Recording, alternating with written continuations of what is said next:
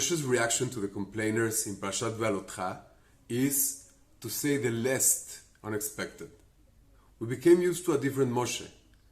When the people cried because of the water in Marah, Moshe turned to Hashem and he showed them a way to sweeten the water. Then, when they protested the lack of food in Midbar Sin, he brought the manna. When they sinned with the golden calf, or even in the event of the spies, Moshe ended up defending the people of Israel and saving the day. So, what did the people do this time to get Moshe so upset? After manifesting their dissatisfaction with the manna and their craving for meat, Moshe reacts in an unprecedented manner. He turns to Hashem and he basically asks him to kill him. What have you done to me? What have I done to displease you? Why did you put the burden of these people on me? Did I conceive all these people? Did I give them birth? He says, I can't carry them by myself. It's too much for me. And if this is the way you're going to deal with me, says Moshe, put me to death now. I do not want to face my own ruin.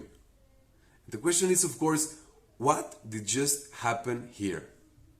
The Gaon Mivilna explains that up until this point, the sins of the people were not directed against Moshe's leadership. They were a byproduct of their own personal flaws. But by rejecting the manna and by asking for the meat, they were rejecting the whole spiritual enterprise of Moshe. And they were asking for a return to a plain, lowly life. Rav Yonatan Sachs looks at it from a different angle. He uses the image originally suggested by Rav Soloveitchik in his essay, The Lonely Man of Faith, where Rav Soloveitchik notices that Adam HaRishon in chapter 1 is very different from Adam HaRishon in chapter 2 in Breshit. Adam 1 is majestic. He's a man that uses his creative faculties to master his environment. But Adam 2 is contemplative. He's obedient, he's meditative, he's caring. He takes a step back and he does not intend to modify his surroundings. In a way, says Rabbi Sachs, we're used to Moshe 1. He confronts Paro, performs miracles, fights Amalek, brings the Torah, defends his people, and so on. But BeHa'alotcha gives us a glimpse of Moshe 2. And I believe both commentaries are compatible. The questioning of Moshe's leadership triggered a new facet in his personality, one that we never encountered before. Yet, the outcome of what seems to be Moshe's collapse is not necessarily a bad one.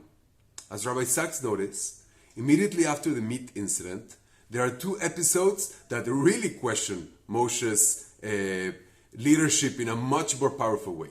First, Eldad and Medad, they're prophesying in the middle of the camp. And second, his beloved sister criticizes Moshe's treatment of his wife. But this time Moshe has changed. He no longer takes things personally. He achieved a new level of humility. And no wonder Hashem himself defends Moshe by saying, this man is the most humble that ever existed in the face of earth. And there is a time in man's life where he realizes he cannot please everyone. He may wonder if what he does or what he has done has any real value. And sometimes it comes under the name of life crisis, middle crisis, later life crisis, whatever crisis. And it may happen sooner or later. But at the end, we realize that we are lacking people with limited talents and with a very narrow window to achieve everything we want to achieve. And it may feel horrible, but it may also be an opportunity to connect with our Adam 2.